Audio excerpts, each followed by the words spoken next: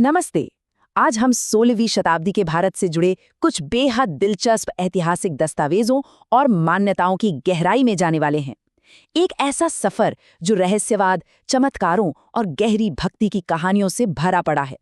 हम सिर्फ इतिहास के पन्ने नहीं पलट रहे हैं, बल्कि उन घटनाओं पर चर्चा कर रहे हैं जो हमें ये सोचने पर मजबूर कर देती हैं कि क्या सचमुच कुछ चीजें भौतिक विज्ञान की समझ से बिल्कुल परे होती हैं। तो चलिए सीधे शुरू करते हैं।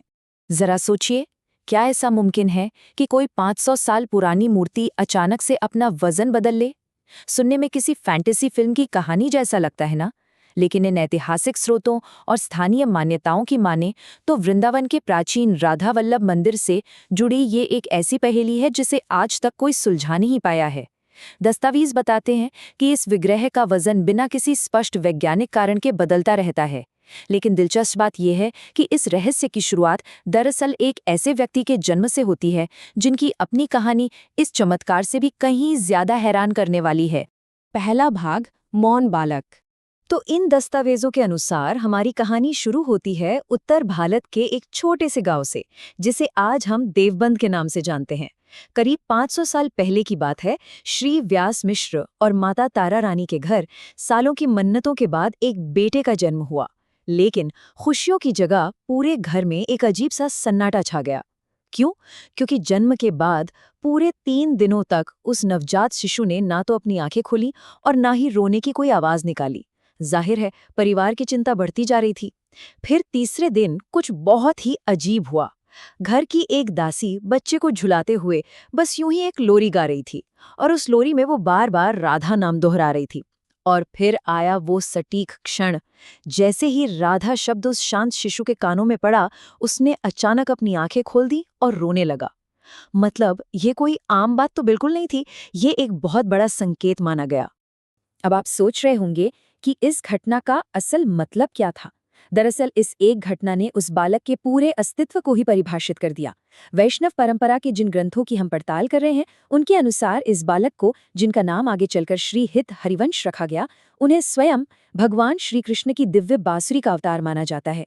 इसे ऐसे समझिए, जिस तरह बांसुरी की धुन सीधे कृष्ण के हृदय से निकलती है, ठीक उसी तरह हरिवंश जी का हृदय पूरी तरह से राधा से जुड़ा हुआ माना गया।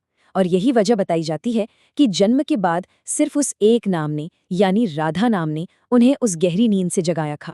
दूसरा भाग, दिव्य खोज। अब हम थोड़ा आगे बढ़ते हैं। हरिवंश बड़े हुए, उनकी बुद्धिमत्ता के चर्चे हर तरफ थे। उनकी शादी हुई, बच्चे हुए और उन्हें समाज में बहुत ही सम्माननीय स्थान मिला। बाहर से देखने पर एकदम परफेक्ट जिंदगी है ना? लेकिन ग्रंथों के अनुसार उनके अंदर एक अलग ही उथल-पुथल मची हुई थी। जैसे ही रात होती, उन्हें कुछ बेहद रहस्यमयी चीजें महसूस होने लगती। उन्हें सपनों में बार बार यमुना नदी की रेत और कदम्ब के पेड़ दिखाई देते। गहरी नींद में भी उन्हें बांसुरी की एक बहुत ही रहस्यमयी धुन सुनाई देती रहती। और सबसे अहम बात, उन्हें राधा रानी के स्वप्न आने लगे, जिन्होंने उन्हें एक सीधा सा दिव्य आदेश दिया, एक लाल रंग के पीपल के पत्ते को खोजने का, जिस पर एक पवित्र मंत्र लिखा था। ये कोई ऐसा सपना नहीं था जिसे सुबह उठकर भुला दिया जाए। ये उनके लिए एक पुकार थी। और यहीं पर कहानी एक बहुत बड़ा मोड़ लेती है। 32 वर्ष की उम्र। जरा सोचिए, ये वो उम्र होती है जब इंसान अपनी जिंदगी में पूरी तरह से सेटल हो चुका होता है। लेकिन श्री हरिवंश ने बिल्कुल विपरीत किया। उन्होंने अपना भरा पूरा परिवार, सारी सुख सुविधाएं और समाज का वो सारा सम्मान, सब कुछ पीछे छोड़ दिया। सिर्फ और सिर्फ अपने उन सपनों की सच्चाई और उस लाल पीपल के पत्ते को खोजने के लिए वो एक अनजान सफर पर निकल पड़े। तीसरा भाग, शिव का उपहार। उनके इस यात्रा के दौरान जो हुआ, वो इन ऐतिहासिक दस्तावेजों का सबसे दिलचस्प हिस्सा है। उनका सामना कोई साधारण पत्थर की मूर्ति से नहीं हुआ। इस श्री राधा वल्लभ विग्रह की एक अपनी बहुत लंबी और जादुई टाइमलाइन है। इन ग्रंथों के अनुसार इसका पहला चरण शुरू होता है स्वयं भगवान शिव से। कहा जाता है कि जब शिव राधा कृष्ण के युगल रूप का ध्यान कर रहे थे, तो उनके हृदय से ये विग्रह प्रकट हुआ। फिर दूसरे चरण में कैलाश पर्वत पर यह विग्रह एक ब्राह्मण तपस्वी को भेंट किया गया। तीसरे चरण में ये पीढ़ियों तक एक संदूक में पूरी तरह से सुरक्षित और गुप्त रखा गया, जब तक कि ये चिरथावल गांव में आत्मदेव नाम के एक ब्राह्मण तक नहीं पहुंच गया। और फिर आता है चौथा और आखिरी चरण, जहां एक ही रात में आत्मदेव और श्री हरिवंश दोनों को एक साथ दिव्य स्वप्न आते हैं, जिसके बाद आत्मदेव समझ जाते हैं कि इस विग्रह का असली स्वामी आ चुका है और वे इसे हरिवंश जी को हमेशा के लिए सौंप देते हैं। चौथा भाग, डाकुओं का सामना। अब विग्रह तो मिल गया, इसके बाद श्री हरिवंश ने सीधा वृंदावन का रुख किया। लेकिन यहाँ थोड़ा रुक कर सोचते हैं। आज जब हम वृंदावन शब्द सुनते हैं तो हमारे दिमाग में क्या आता है? भीड़ भाड़ वाली सड़कें, ढेरों मंदिर और दुनिया भर से आए श्रद्धालुओं की शांतिपूर्ण भीड़, है ना? लेकिन 16वीं शताब्दी का वृंदावन ऐसा बिल्कुल नहीं था। ऐतिहासिक वर्णनों के मुताबिक उस समय ये एक बेहद डरावना और घना जंगल था। इतना घना कि दिन में भी ठीक से रोशनी जमीन तक नहीं पहुंचती थी। जंगली जानवर और उससे भी खतरनाक खूंखार डाकुओं का यहाँ राज चलता था। आम इंसान तो वहां फटकने से भी डरता था। लेकिन श्री हरिवंश ने उसी बीहड़ जंगल के बिल्कुल बीचों बीच मदन टेर नाम की जगह पर अपनी कुटिया बना ली, बिना किसी डर या सुरक्षा के। और फिर वही हुआ जिसका डर था। मदन टेर में उनका सामना सीधे डाकुओं से हो गया। डाकुओं को लगा भाई ये कोई ढोंगी साधु है जिसने कहीं धन दौलत छुपा रखी होगी। उन्होंने जान से मारने की धमकी दी और उनकी शक्ति की परीक्षा लेने के लिए उनसे एक धनुष बाण चलाने को कहा। अब यहाँ जो ऐतिहासिक कथाओं में दर्ज है वो रोंगटे खड़े कर देने वाला है। कहा जाता है कि जब श्री हरिवंश ने वो बाण छोड़ा तो उसकी गति इतनी भयानक थी कि वो आसमान में जाकर पूरी तरह से गायब हो गया। वो बाण नदियों और पहाड़ों को पार करता हुआ कहाँ गया, किसी को नहीं पता। ये चमत्कार देखकर डाकुओं का खूंखार सरदार भी कांप गया और उसने उसी क्षण उनके सामने हथियार डाल दिए। डाकुओं के इस तरह सरेंडर करने के बाद तो जैसे उस पूरे इलाके की हवा ही बदल गई। जो जगह कल तक खौफ का दूसरा नाम थी, वो अब भक्ति का केंद्र बनने लगी। और यहीं पर श्री हरिवंश ने एक ऐसा फलसफा दिया जिसने उस समय के समाज की सोच को पूरी तरह से पलट कर रख दिया। उनका कहना था, कृष्ण तक पहुंचने के लिए पहले राधा तक पहुंचना होगा। ये बात बहुत गहरी है। उस दौर में जहां ज्यादातर लोग सिर्फ कृष्ण की उपासना कर रहे थे, हरिवंश जी ने ये स्थापित किया कि पूर्ण और निस्वार्थ प्रेम के जरिए ही ईश्वर को पाया जा सकता है, जो कि राधा का ही स्वरूप है। अगर हम उस दौर के समाज को देखें तो हरिवंश जी का ये तरीका सच में बहुत क्रांतिकारी था। जरा इसकी तुलना करके देखते हैं। 16वीं सदी में पारंपरिक पूजा का मतलब होता था कठोर तपस्या, व्रत रखना और बहुत ही कड़े नियमों का पालन करना। एक बहुत ही सख्त सामाजिक और आध्यात्मिक भेदभाव भी मौजूद था। ईश्वर को बहुत दूर बैठा कोई ऐसा भगवान माना जाता था जिससे डरना जरूरी है। लेकिन दूसरी तरफ हरिवंश जी ने समाज गायन की शुरुआत की। इसमें मुख्य विधि क्या थी? सिर्फ शुद्ध प्रेम, सरलता और मिलकर गाना। इसमें कोई ऊंच नीच नहीं थी, सब एक बराबर थे। हर भक्त खुद को सखी यानी एक दोस्त मानता था और बिना किसी डर के सीधे अपने भगवान के लिए गाता था। ये उस वक्त के हिसाब से एक बहुत बहुत बड़ा वैचारिक बदलाव था। 5वां भाग, मंदिर के रहस्य। अब आते हैं उनके जीवन के अंतिम पड़ाव पर, जो उनके जन्म जितना ही रहस्यमयी था। स्रोतों में बताया गया है कि एक दिन जब सभी शिष्य उनके साथ बैठकर भजन कर रहे थे, हरिवंश जी अचानक बिल्कुल चुप हो गए।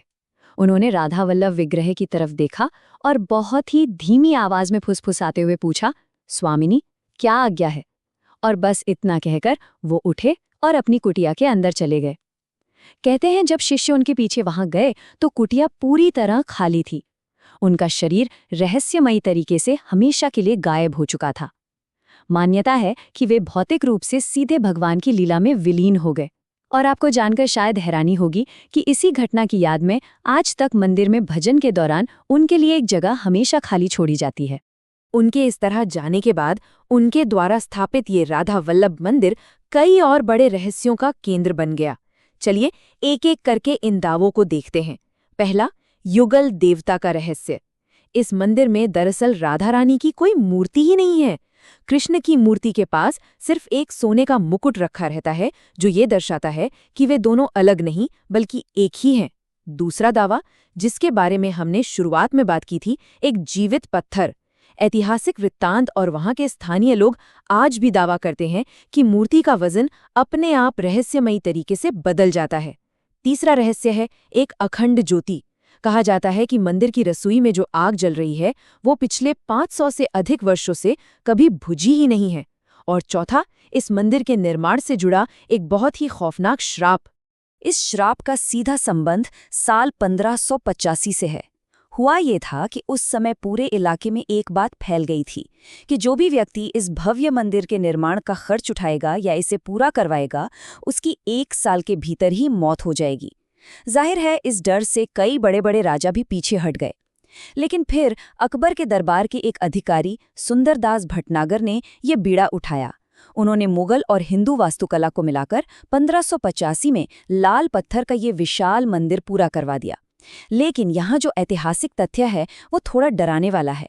इतिहास गवाह है कि मंदिर के शिखर का काम पूरा होने के ठीक 1 साल के भीतर ही सुंदरदास भटनागर का सच में देहांत हो गया। इस एक घटना ने उस श्राप की किंवदंती को हमेशा के लिए अमर कर दिया। तो इन सभी ऐतिहासिक दस्तावेजों और मान्यताओं की पड़ताल करने के बाद ये सब हमें एक बहुत ही रहस्यमयी सवाल पर लाकर खड़ा कर देता है। इन स्रोतों में एक कहावत का बार बार जिक्र मिलता है, राधा वल्लभ दर्शन दुर्लभ। इसका मतलब ये नहीं है कि वहाँ कोई बहुत लंबी लाइन लगती है। इसका गहरा अर्थ ये है कि इस दरबार में केवल वही पहुँच सकता है जिसे स्वयं भगवान की ओर से बुलावा आता है। इतने सारे चमत्कारों, श्रापों और अनसुलझे रहस्यों से घिरे इस स्थान के बारे में आपका क्या सोचना है? क्या बिना किसी ईश्वरीय आज्ञा के, महज अपनी इच्छा से कोई सच में यहाँ दर्शन कर सकता है? ये सोचने वाली बात है ना?